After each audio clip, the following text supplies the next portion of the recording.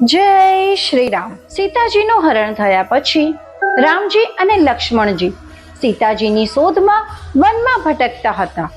ત્યારે તેમની મુલાકાત હનુમાનજી સાથે થઈ. હનુમાનજીએ રામજીને જોઈ તરત જ શરણાગત થયા. જ્યાં અસત્ય અને અધર્મનો નાશ થયો અને સત્ય તથા ધર્મનો વિજય થયો. આ છે રાવણવધ અને રામરાજ્ય સ્થાપના. શ્રીરામ અને વાનર સેનાએ લંકામાં પ્રવેશ કર્યો. ભયાનક યુદ્ધ શરૂ થયું. એક બાજુ અધર્મના રાજા રાવણ અને તેની અસુરી સેના, બીજી બાજુ શ્રીરામ અને તેમની વાનર સેના. કુંભકર્ણ, મેઘનાદ જેવા અસુરો યુદ્ધમાં વીરગતિ પામ્યા. અંતે સ્વયં રાવણ યુદ્ધમાં ઉતર્યા. અત્યંત ગર્વિષ્ઠ અને શક્તિશાળી રાવણ પણ ભગવાન સામે તેમની એક ન કૃષ્ણ જન્મ આગાહી અને દેવકી વાસુદેવની કથા. મથુરાના રાજા ઉગ્રસેનનો પુત્ર કંસ અતિશય ક્રૂર અને અહંકારી હતો. તેણે પોતાના પિતાને કેદ કરીને ગાદી છીનવી લીધી. કંસે સમગ્ર મથુરામાં ત્રાસ ફેલાવ્યો. કંસની બહેન દેવકીનું લગ્ન વાસુદેવ સાથે થયું.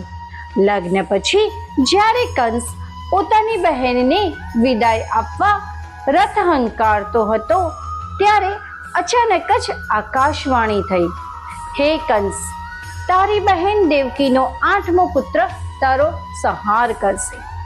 આ સાંભળીને જ કંસ તલવાર ગોકુળમાં નંદોત્સવ અને શ્રી કૃષ્ણની બાલ લીલા. વાસુદેવજીએ કૃષ્ણને ગોકુળમાં મૂકી ગયા પછી યશોદાજીએ નાનકડા કૃષ્ણને જન્મ આપ્યો એવું માનવામાં આવ્યું. નંદ બાબાએ પુત્ર જન્મનો ભવ્ય ઉત્સવ કર્યો. સમગ્ર ગોકુળ આનંદથી ઝૂમી ઉઠ્યું. ઘરોમાં દીવડા પ્રગટાવ્યા, ગાયત્રીઓ ગવાઈ, સ્ત્રીઓએ થાળીઓમાં આરતી કરી. નંદ ઘેરાનંદ ભયો જય કનૈયા લાલ કી, નંદ ઘેરાનંદ ભયો જય કનૈયા લાલ કી.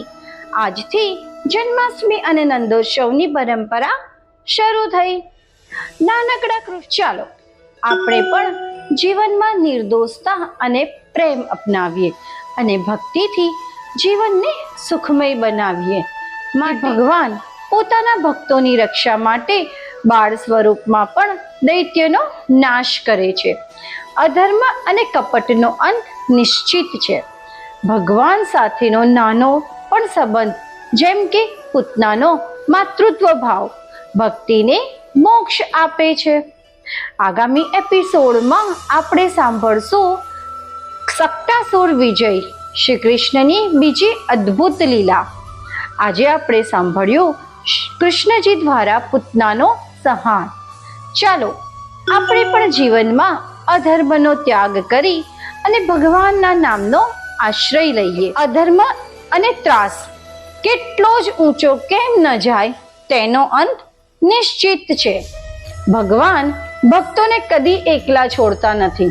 દરેક તોફાન સમયે પ્રભુનો આશરો સૌથી મોટું રક્ષણ છે. આપણે પણ જીવનના તોફાનોમાં પ્રભુનું નામ જપીએ અને તેમની કૃપા પર વિશ્વાસ રાખીએ. ચલો આપણે પણ નિર્દોષતા, આનંદ અને પ્રેમથી જીવન જીવીએ.